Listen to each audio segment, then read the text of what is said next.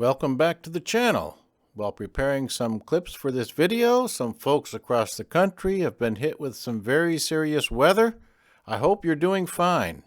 Still, a bad weather day is a good time to sharpen all the knives and season the pans and dinner plates. Now, I promised an update if I found a way to finish that bottom edge of the GM door panel repair a little bit better. So let me share that first before getting into the main body of our video. So if you recall, after anchoring the new handle in place, I made a wood batten strip to form the face.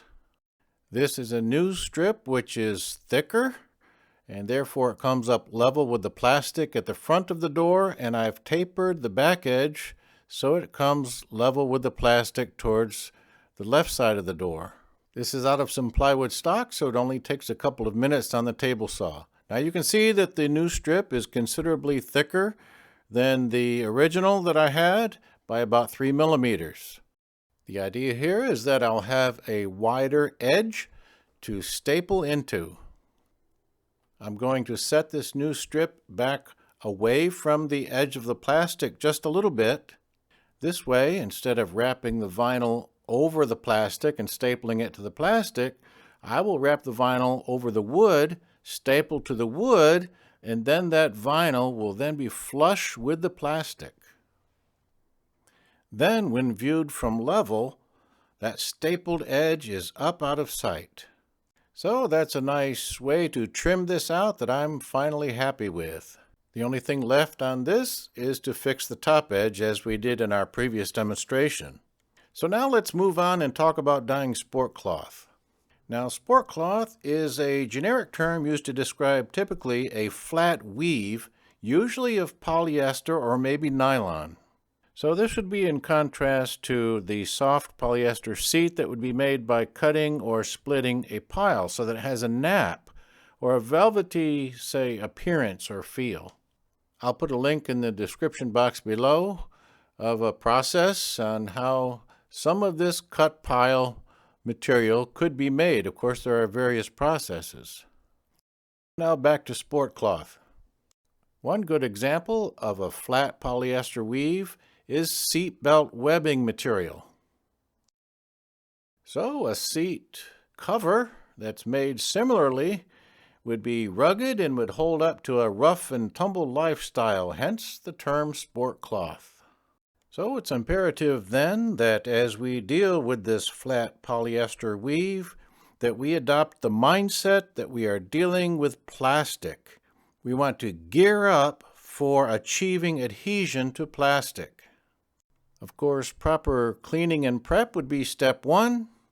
However, on this particular seat, the detail department said that they had done everything under the sun to get it clean, and I don't know whether that was so or not. But I didn't have the time to clean it myself. We had a deadline to get this thing ready. And so then we're going to be just concerned with the dyeing process for this demonstration. So moving forward, dry cleaning with acetone is a great idea. Next, I consider an adhesion promoter to be a necessity. An adhesion promoter is a good idea no matter what dye products we choose. Now, the product that I've chosen is a water-based product, so it's especially important here that we used an adhesion promoter. Since polyester fiber is hydrophobic, then the adhesion promoter will enable the polyester fiber to shake hands, if you will, with our coating. Now, the water-based product that I have outperforms even solvent products, but nonetheless, the adhesion promoter is key. Now, the adhesion promoter in this instance will help us to prepare a consistent base for our color application.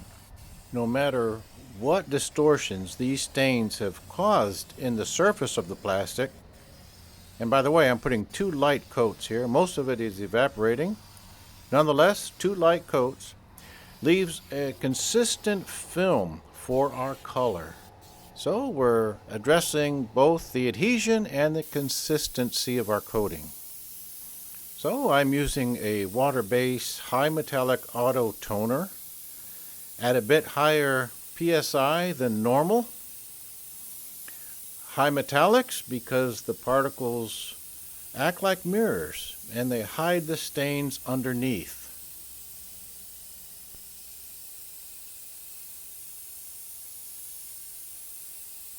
We're spraying at a higher PSI. We're spraying a highly atomized application at a distance. The idea is to have the tiny particles each stand on their own on the seat cover.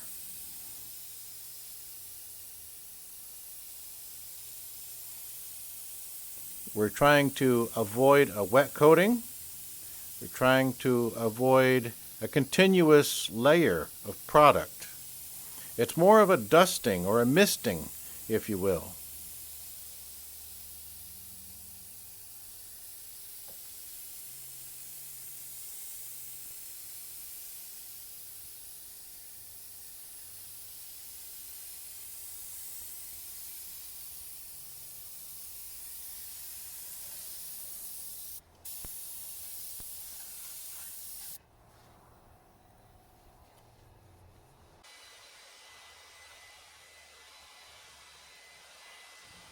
No solid coating here that would give you a rough feel.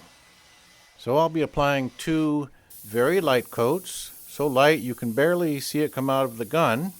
The second coat has an adjustment of black pigment, while the metallic still has the illusion of some clear fibers and also hides the staining.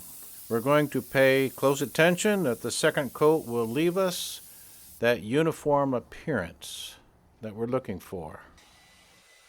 So I'm pretty happy with that.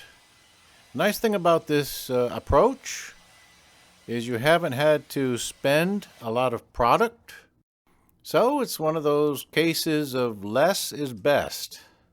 So as always, thank you for watching. Thank you for being concerned with doing better work than what's seen most of the time out there in the field.